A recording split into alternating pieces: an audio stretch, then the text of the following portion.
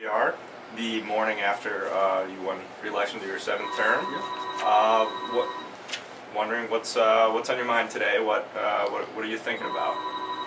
Well, today's just another day that is got normal routine business sprinkled into it. Came in a little late this morning.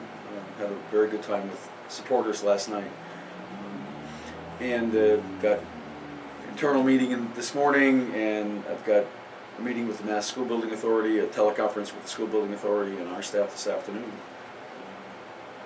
It's capital planning time, so we're looking to put that product together. We've got to start thinking about budgeting next year. The state's still talking about what they're doing for mid-year cuts. So, the election came and went, and really grateful to the citizens and the voters.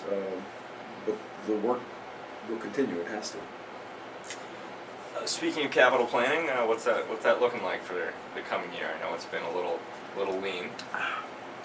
Yeah, well, we're waiting to get free cash certified. The vote that City Council is going to take tonight to make sure the stabilization was recognized in the budgeting process has to happen before we can do that. And if free cash is reasonable, we're going to put some away, as we always do with the stabilization, so that we have it for the next time we need it, which might be next budget year. And do some needed capital work. I'm not sure what yet, because we're really not sure what the numbers are at this point.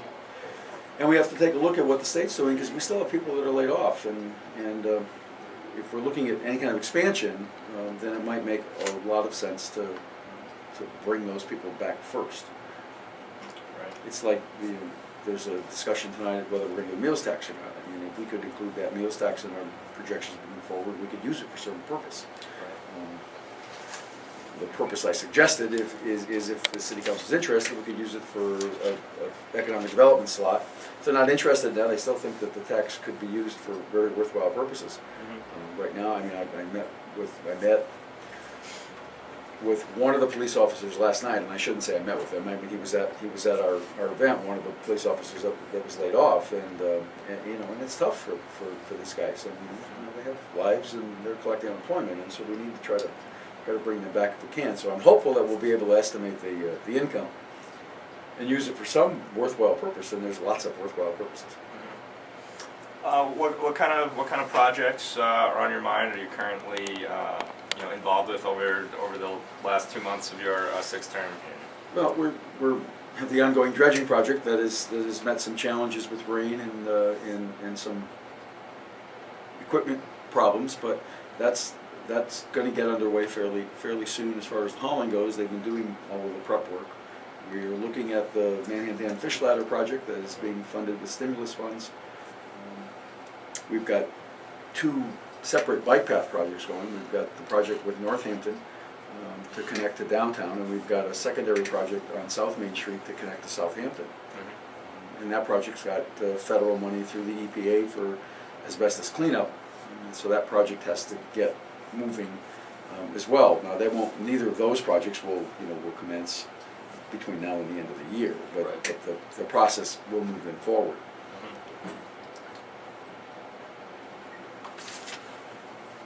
I'm curious. Okay, so last night you won 49% of the vote, 11% margin over the runner-up, approximately. Are you, given that kind of very real challenge that you faced to your office here, are you looking at your job any differently today than maybe you have in the past in any way? I don't know the job, but the politics of the job, yeah. For the past 10 years, we really haven't kept a political organization going. And so we've done the work with the luxury, I think, of the voters being very satisfied and not having any significant, or actually any challenge. And so we allow the political side of being an elected official to take a backseat, and actually we didn't do very much in the way of that for 10 years. But clearly that's a necessary component when you're in an elected position, and when there are others in the community that think that they have better ideas or can do the job better and want to want to run a serious challenge. Really gratified that the support was there for the asking. and that really was a wonderful feeling to be able to pick up a campaign from essentially nothing, to be very competitive, you know, in a heavily competed race. Do you plan to do things differently based on what you just said with your organizing? Well, yeah. Well, I mean, we'll keep the campaign, the election committee, the campaign committee together. Instead of letting it basically dissolve, we'll do events. We'll stay connected from that perspective. That's something you haven't really done during for your 10 13 years. We haven't done it at all. Right. You know, the last organized political activity we had was in 1999, and we by 2000 we had this. Again, I don't want to say disbanded because we never eliminated the committee. The committee just didn't meet, didn't have a need to. We didn't try to raise money. We didn't ask people for favors. Right. And all those things are clearly necessary in order to be effective in a re-election campaign. And we have the luxury of having over 300 people involved in this one. So, you know, we have lots of people to say thank you to, and lots of people to reach out to, and to make better connections with. And so that's an important part of it. I think the business side of it, the mayor's office is a very effective operation, and I'm not going to change a lot of that. Mm-hmm.